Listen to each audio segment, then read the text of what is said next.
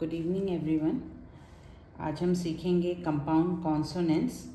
सो compound consonants में एक हमारा पॉइंट है, जो सेकंड पॉइंट है हमारा, इनिशियल वे एंड वे और एस्पिरेट। आज उसी को सीखेंगे। तो पहला बात होगी कंपाउंड कॉन्सोनेंट। हम लोग सब लोग जानते हैं कि कंपाउंड कॉन्सोनेंट्स का मतलब है दो कॉन्सोनेंट जब कोई भी एक साथ रहता है तो वो फॉर्म करता है कंपाउंड कॉन्सोनेंट।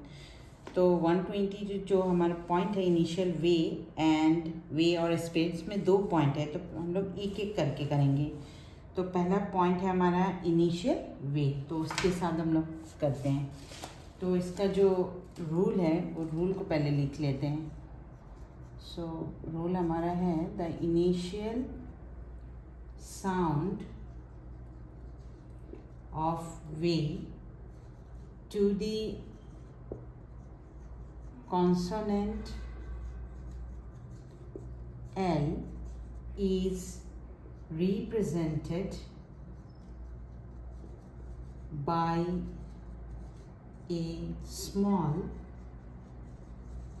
hook।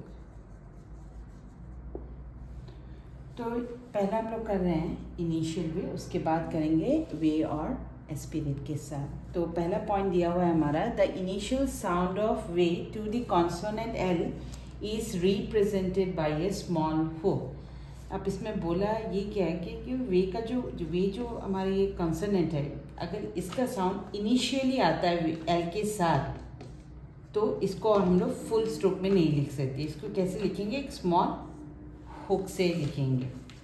तो एक एग्जांपल हम लोग ट्राई कर लेते हैं, जैसे कि वेल। जब भी हम लोग इस वर्ड को प्रोनाउंस करते हैं, इसका प्रोनाउंसिएशन वेल, तो वे का साउंड इनिशियली आ रहा है, जो इसमें हमारा ये बोला गया है।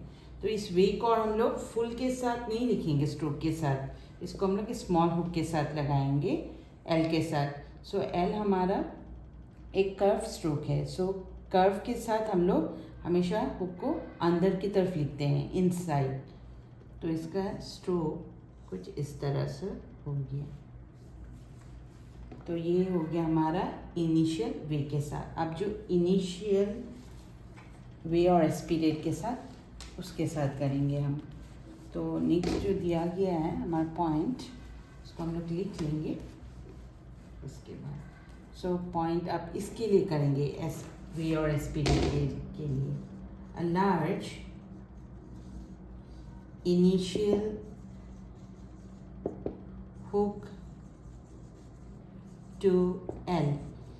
इस पॉइंट को भी हम लोग एल के साथ ही रिप्रेजेंट करेंगे, मतलब वे और एस्पिरेट को एल के साथ ही दिखाएंगे हम लोग। सो ये सिंपल सा पॉइंट है, इसमें दिया क्या है, a large initial hook to L represent way और एस्पिरेट। तो यहाँ पे अगर देखा जाए, यहाँ पे डबल कॉन्सोनेंट फॉर्म कर रहा है।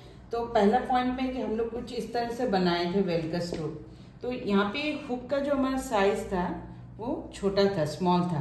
अब जो सेकंड पॉइंट है, जो वे और एस्पिरेट के साथ और एल के साथ जो करेंगे, तो सेम उसमें हुक ही अप्लाई करेंगे, बट हुक को क्या, कौन सा हुक लिखना है, लार्ज करना है, और उसको कहाँ लगाएंगे, इनिशियली ही हम लोग लगाएंगे एल के साथ। जस्ट डिफरेंस ये है, जब वे सिंगल कॉन्सोनेंट है तो हुक का साइज स्मॉल होगा, और यहाँ दो कॉन्सोनेंट मतलब डबल कॉन्सोनेंट, ये कंपाउंड कॉन्सोनेंट, इसलिए एल के साथ जो हुक लगाएंगे वो लार्ज होगा, जो कि वे मी वावल है हमारा।